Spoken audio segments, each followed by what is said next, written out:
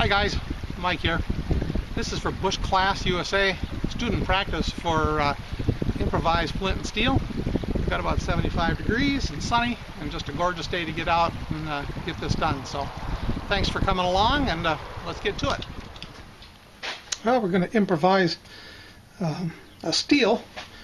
I'm using an old file and put it in my vise here and get kind of an appropriate length.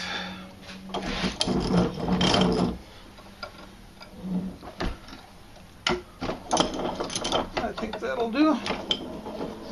Looks about right. I've set up a box behind it here, so when I break it off with the hammer, hopefully it'll catch it and not go anyplace. Alright, well, here we go. Improvising steel. And it's that simple. So now we're just going to set up the belt sander and clean it up. Next we're going to take the teeth off the edge of the piece of file. So I've got a nice surface to work with. I think I'll round out the edges, probably clean it up a little bit. I'll spare you all the details, but using the belt sander, and it goes real easy.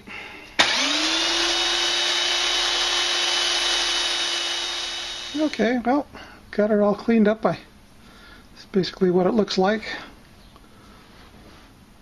And this has at least some edges that I should be able to strike with flint or chert or jasper or something. But it's time to get out there and give it a test, give it a try. Improvised steel for making flint and steel fires. Well, earlier you were able to see how I was able to improvise a steel out of a piece of an old file, polishing the edges with the belt sander and kind of cleaning it up. Now we need to find ourselves a piece of flint. And around here we don't have a lot of that, so we're going to settle for using some chert or some jasper if we can find it, and see if we can't find a rock that'll give us a spark in combination with this. So let's get on with this adventure and see if we can't get this lesson done.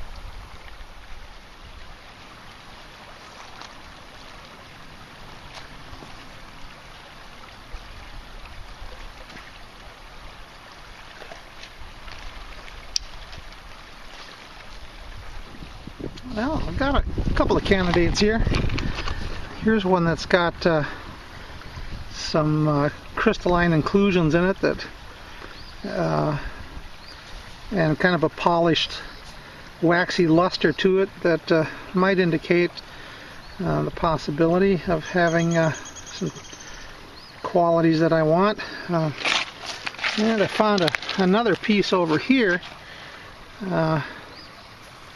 This one looks like it might also have some qualities. I won't know until I break them open, so I'm going to give this a try and let's see what I can get out of this. Let's see if I can find a nice big rock. Here we go.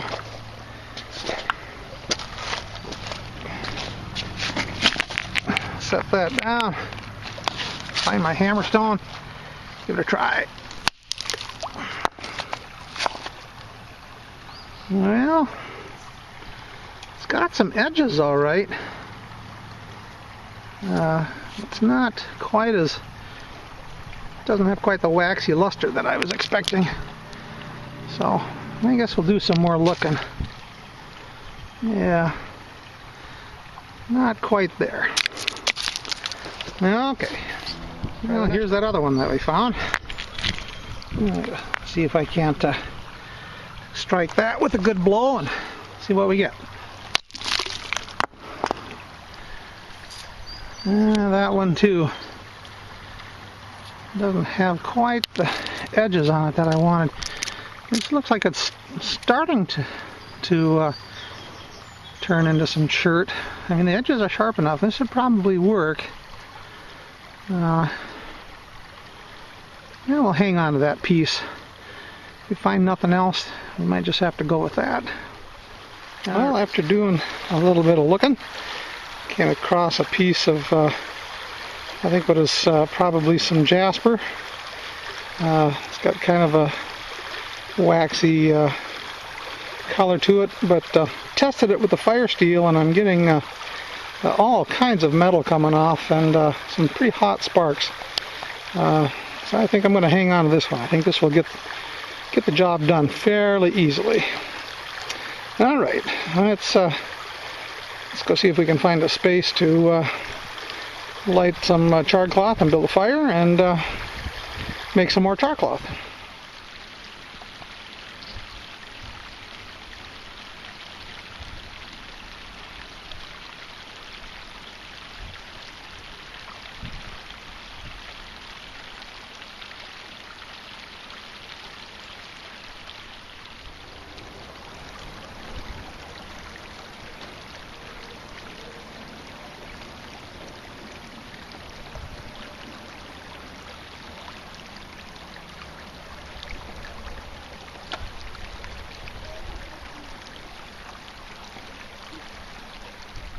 Alright, well, got all our pieces together for making our improvised flint and steel. Not sure if you can see this where that shows on camera, but again, a piece of a file that we sanded down the edges, and then found several different rocks that had some sharp edges to them. The one that I'm going to settle on, I think, is what appears to be a piece of jasper or something. It's got some sharp edges and was throwing a pretty good spark when I tested it. So, and we've got our tinder bundle ready, and so let's give this a try here.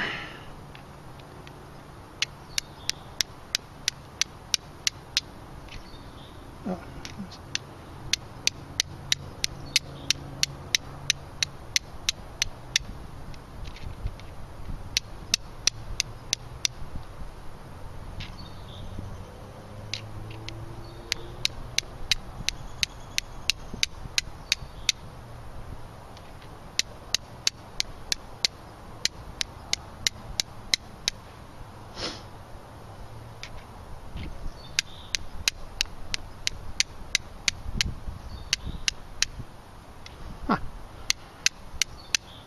Come on.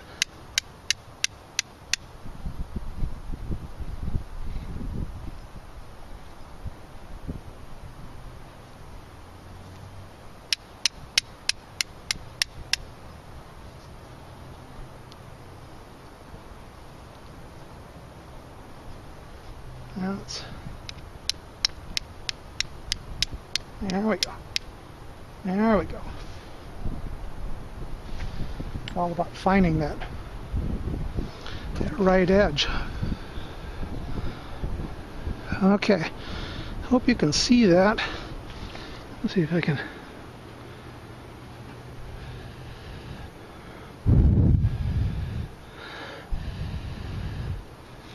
Finally got a coal going there. Let's get that into our bundle.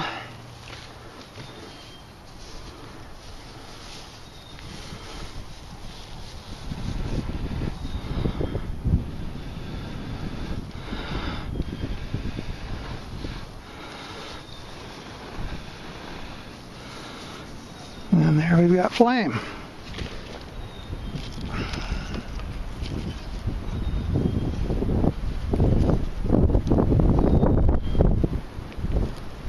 Get our birch bark started.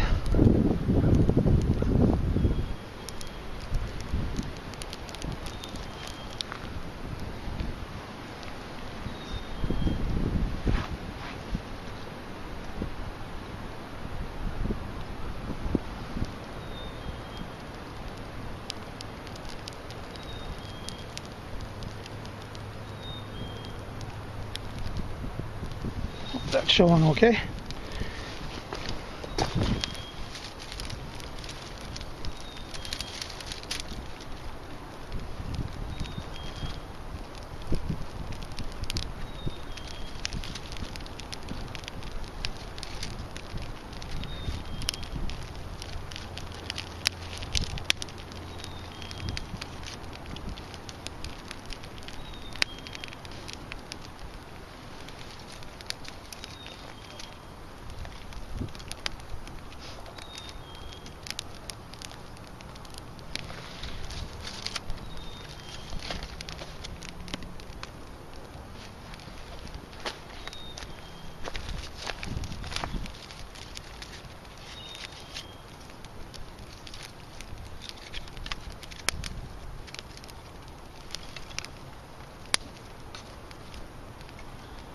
Alright, well, we'll get a good bed of flames, or a good bed of coals here, and then we'll come back and we'll take our blue denim cloth here, our cotton, and put it in our tin, and we'll get started on making char cloth.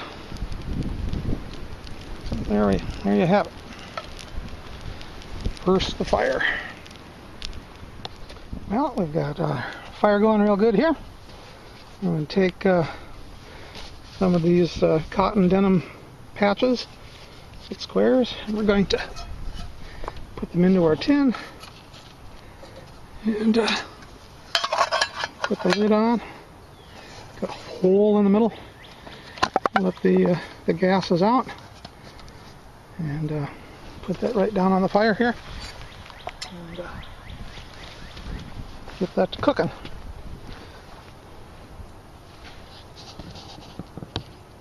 As you can see, as the char cloth starts to cook, there's a smoke that comes out of the gas that comes out of the hole on the top of the lid, and we'll monitor that until it stops coming out, and then we'll know that our char cloth is finished. So it looks like it's cooking real good there.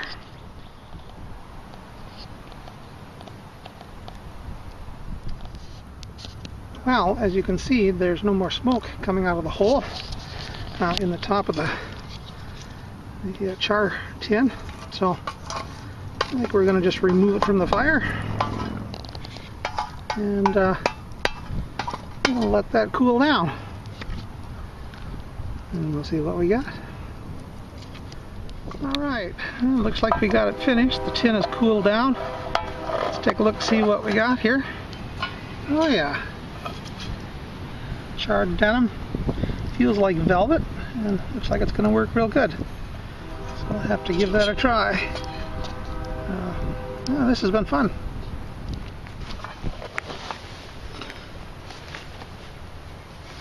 I'm going to try to show one more time here on camera.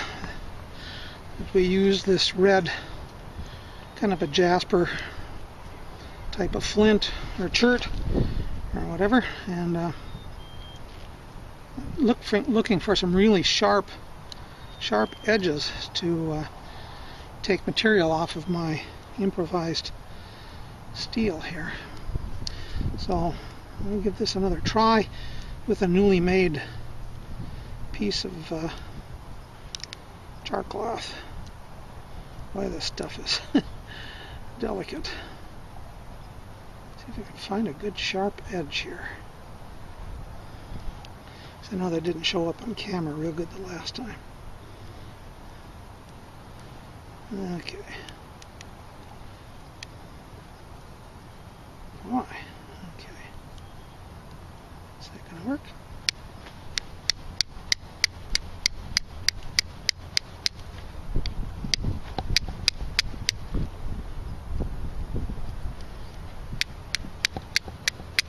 Now you can kind of see the sparks there, I think.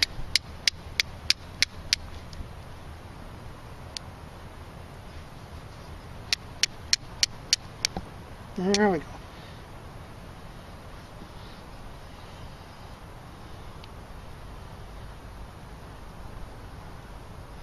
Got another spark.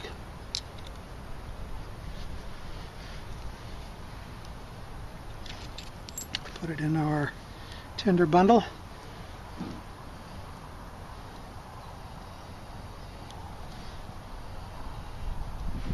Got a good breeze here, and letting that do most of the work.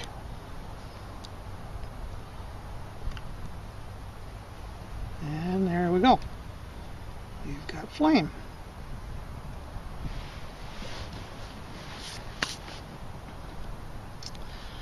So, the improvised steel, hope that's on camera, and the improvised striker that we got for that steel right out of the creek bed today, and seems to work real good.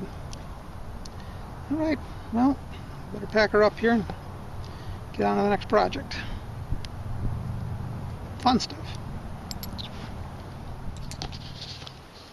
Well, that about wraps it up. So for Bush Class USA, student practice for improvised Flint and Steel, I'd like to thank the instructor Scabe for putting things together, the lesson and the video. Thank you very much. To all the other instructors at Bush Class for all your time and devotion to putting together all the classes and lessons that we need to take. And Sergeant Mack for keeping track of all of us. And to all you guys out there putting in the dirt time, much appreciated when you post up your pictures and video. I hope you're following along. I enjoy putting together the videos, and it's just as much of an adventure for me every time as it is probably for you guys. So with that in mind, I think I'm going to head up the trail and look for another adventure. Anyway, take care. Happy exploring.